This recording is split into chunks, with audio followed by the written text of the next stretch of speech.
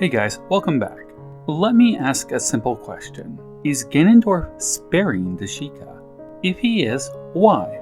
I've been thinking about how to address this video for a bit. You see, if we look at the state of Hyrule in Tears of the Kingdom, it would seem that the Demon King is set on wiping out all of the races. All except for one, that is. Freezing the Rito, polluting the Zora, changing the Gorons, and invading the Gerudo. He even attacks the Koroks. What type of a maniac would try to hurt the Koroks, right? Him leaving the Sheikah untouched is unusual, which means there must be a reason behind it. And oh boy, that was some bloopy hole that I fell into. So kick back and relax while I walk you through it. Let's talk about sparing the Yiga. Part 1. Ganondorf's Wrath. Ganondorf's assault on the kingdom in the present is less direct. It's unclear if he is unable to do a full-on assault with endless hordes of monsters or not. This was built up to be more of a mystery. Anyhow, each one of the regional phenomenon is linked to a natural disaster that is being artificially imposed by Ganondorf's monsters. The never-ending blizzard is being caused by Caldera, an ice monster that has seemingly been locked away in the Stormwind Ark to protect the secret stone there. With the storm active, the plan seems to be basically to let the Rito starve. What a cruel and brutal fate. Goma protects the secret stone in the ancient city of Gorondia and uses its power to generate Gloom Rock, or Marbled Rock Roast as Yanobo calls it. The Gorons who consume this rock have glowing red eyes, and are compelled to eat more and more of it, even becoming violent. To me, it seems Ganondorf's goal was to taint their food source and turn these people into monsters. Mukta Rock generates toxic sludge within the water temple in the sky, the source of Zora's domain's pure water. The end result is that the Zora are being poisoned, and only those amongst them with powerful control of water are able to purify it. I find it interesting how much Ganondorf turned on the Gerudo, his own people, unleashing a Gibdo queen to guard the Lightning Temple. She kicked up a huge sandstorm to isolate the desert town, and then sent in swarms of Gibdos to kill anything they found. If you ask me, his motives are likely rooted in them turning their backs on him when he killed the queen and became the Demon King. His attack on the Koroks are interesting too, because fundamentally they don't really pose a threat to him. At least not a political or military threat. Most of Hyrule is unaware that they exist, or view them as harmless forest spirits. Perhaps his motives for this are founded in the idea that Ganondorf is spreading his gloom via plant roots in the depths. Could this huge gloom tree that we see in Gloom's lair basically be a similar creature to the Deku tree? He doesn't have another big monster to attack them with, so he resorts to dumping a set of gloom hands in the bottom of the tree to ravage it from the inside. The Sheikah are the ones who go unharmed in all of this, while the other inhabitants of Hyrule are fighting for their survival. Kakariko is suffering only from an influx of tourists who want to see the fallen sky debris in the town. Could it be that Kakariko is seemingly unaffected by the same dire circumstances because Ganondorf ran out of big monsters to throw at them? That's a possibility, but considering how many gloom hands there are out in the wild, not to mention bokoblin camps around, I don't see why he couldn't send a force to descend upon the village and wipe them out. With the power of the Blood Moon, he basically has endless fodder at his disposal, and I'm sure a few Lynels could wreck the place easily. There is also the possibility that he doesn't see the settlement as a threat, that his regional threats are largely based on keeping power away from our heroes. His monsters are guarding the secret stones, and the Deku Tree has a connection to the Master Sword. These other places, Kakariko, Hateno, Terrytown, Laurelin, they don't matter much to him, though some pirates did attack Laurelin. There is one other interesting possibility why Kakariko is being spared, and it could be that he sees them as potential soldiers. I'm sure you can see where I am going with this. The Yiga Clan is an offshoot of the Sheikah, traitors to the kingdom who worship him as their magnificent one. There is a history to the Sheikah joining the Yiga. It could be that he has chosen to leave them alone until everybody else is dealt with, then approach them giving his demand. Die with the kingdom, or become his minions. To me, this seems like the most likely outcome, but we need to ask what it is about the Sheikah and the Yiga that would be appealing to him. Part 2. The Yiga Clan. Considering that Ganondorf's puppet is actively talking with Hylians around the kingdom and tricking them into doing reckless things to endanger themselves, it's clear that he would be aware of the actions of the kingdom.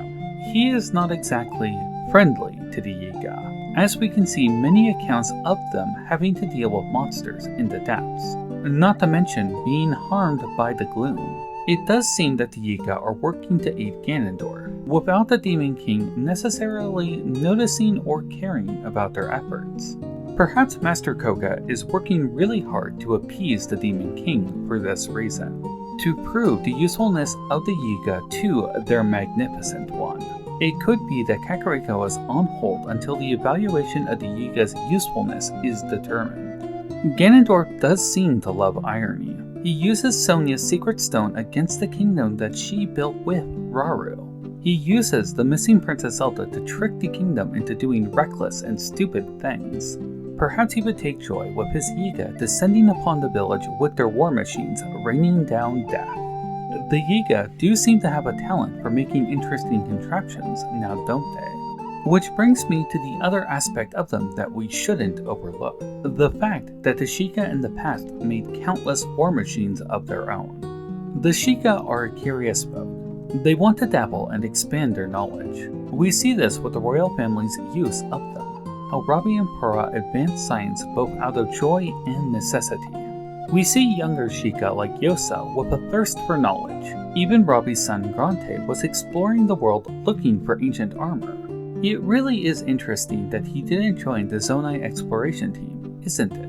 My point being is that the Sheikah have a thirst for advancement, and Ganondorf likely sees the potential in exploiting this. I think that Ganondorf is ultimately sparing the Sheikah because he sees the potential in them as useful tools in the future. If they once made mighty war machines to keep his malice contained, then surely the Yiga could one day make war machines for Ganondorf's conquest to continue.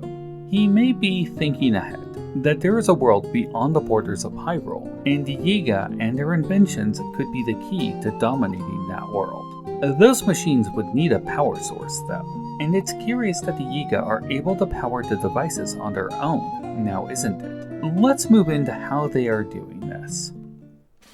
Before we get into that though, are you enjoying the video? If you are, could you please give it a like and subscribe so you don't miss out on future content. I won't go on about the YouTube stuff anymore. Let's get back to the theory. Part 3. Elemental Powers. Each race within Hyrule has elemental powers innate to them. It was hinted at in Breath of the Wild, but explored more and clearly stated in Tears of the Kingdom. The Rito have wind. This is how they are able to fly, as all Rito have the means of generating gusts of wind. Sidon speaks of the Zora's control of water in his tablets, and documents his own personal discovery and advancement of the manipulation of water. The Gorons are rock people who can tolerate large amounts of heat, though the obvious spectacle of flames are rare to see.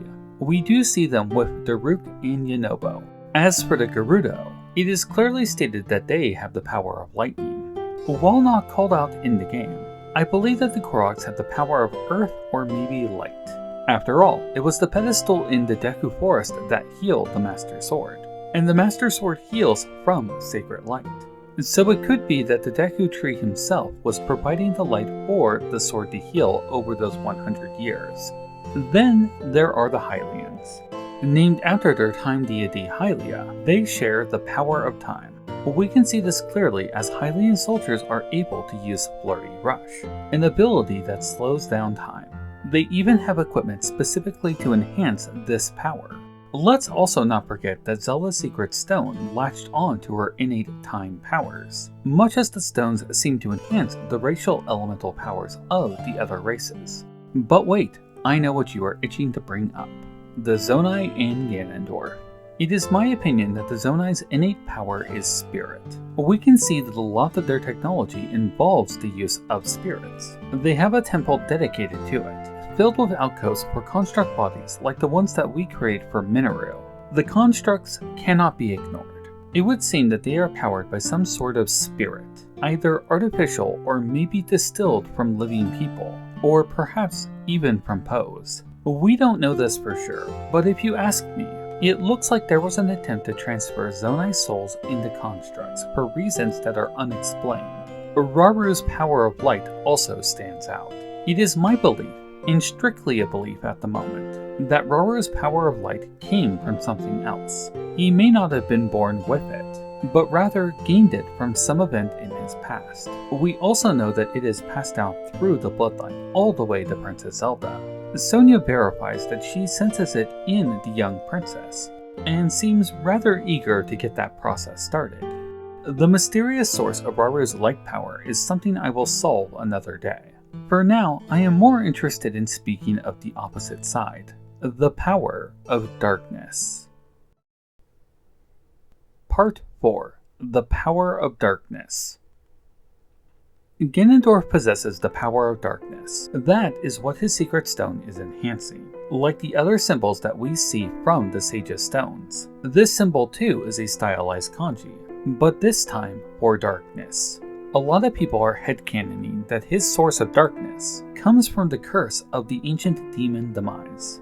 Fans of my work know that I do not think Skyward Sword is part of this continuity, and so I have come up with a different, more compelling explanation. Let's get back to the Sheikah and talk about how the Yiga are powering things. By the logic that the races of Hyrule all have innate elemental power, I formally propose that the Sheikah have the power of darkness. Hear me out. There is no indication in-game of them having a traditional elemental power, but we do see them doing impressive feats. The Yiga are clearly modeled after ninja, and ninja are known as warriors who lurk in the shadows. The Sheikah having the power of darkness fits very well. This color may simply be the color of that element. The seals on their doors and their bases glow with this color, as does the guard who is powering the seal. When the ancient Sheikah technology was being overpowered by malice, we could see how it took the same red hue. And let's not forget about that blue energy from the Sheikah technology. Energy that is likely being siphoned from Raru's body. And what is Raru's body producing? A purified form of Ganondorf's darkness. That's right, the ancient Sheikah technology is running off purified darkness. As for the Yiga using Zonai technology, I believe that they are simply powering it with their innate power of darkness. This might seem strange on the surface, but we can see how Ganondorf has dominated a construct with his gloom, and so Zonai technology can be controlled with darkness. The power is far more obvious in Ganondorf himself. His gloom, the ability to summon monsters, summoning the Blood Moon, and all of that. It really does beg the question how he is able to do this, especially since he is a Gerudo who should have the power of lightning and not darkness, right? It is clear that he has darkness in him, that is what the Secret Stone is enhancing. But it's possible that he also has lightning in him, perhaps similar to how Zelda has time and light in her. I guess you might view these two like, dual-type Pokemon. Raru too, who would have light and spirit. As for how Ganondorf got the power of darkness in him, well, I think you might know where I am going. Let's move on to Gerudo and Sheikah Children. Part 5. Gerudo Sheikah Children. It is stated clearly that the Gerudo leave Gerudo Town to search for Hylian mates. Did you ever notice something very subtle in Tears of the Kingdom when viewing a Sheikah profile?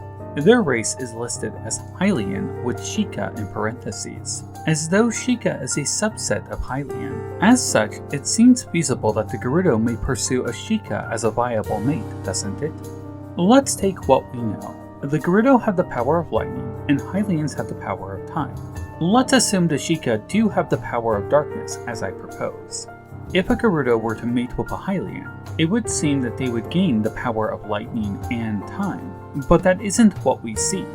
They seem to only have the power of lightning. In fact, Zelda seems extremely rare that she has 2 elements, again leading me to think that light may be something extremely special for her and Rauru. More important though is that if a Gerudo were to take a Sheikah as a mate, then the child would be born with likely lightning or darkness as their element.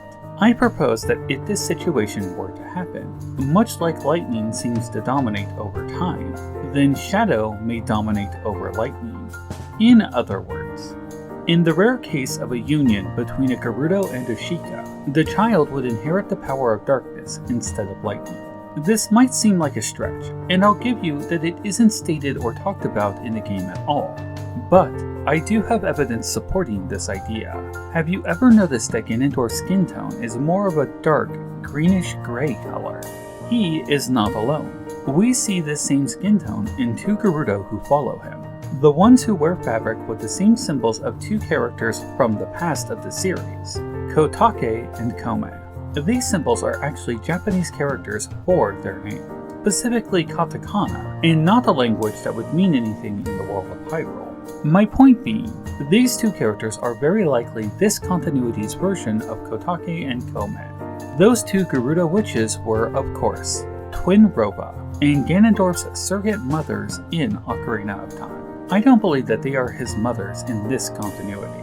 I'd actually put a higher bet on them being his lovers, but all the same, they share the same skin tone. I am proposing this skin tone comes about by mixing Gerudo and Sheikah, and that the children of this union have the power of darkness.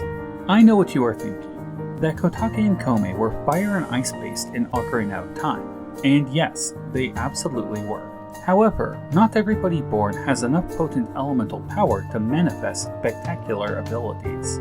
I do think that Kotake and Kome have the power of darkness, but that they may be unable to do things like create monsters out of gloom. If you look though, you will see that there is a ruby and sapphire on their mask. And we know that those gems have the power of fire and ice. We see those gems embedded in the elemental weapons in Breath of the Wild. And we also see how fusing them to objects creates elemental power from them.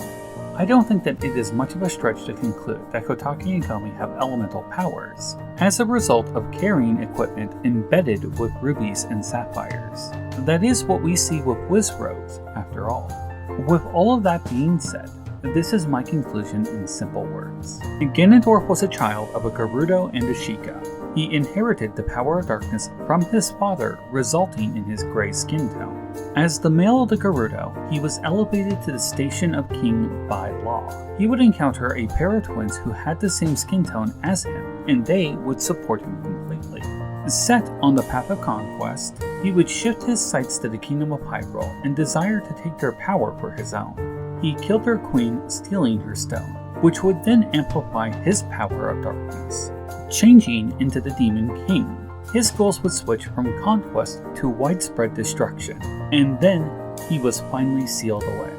Thousands of years later, when he awoke, he would see a branch of the Sheikah, the Yiga, trying to help him.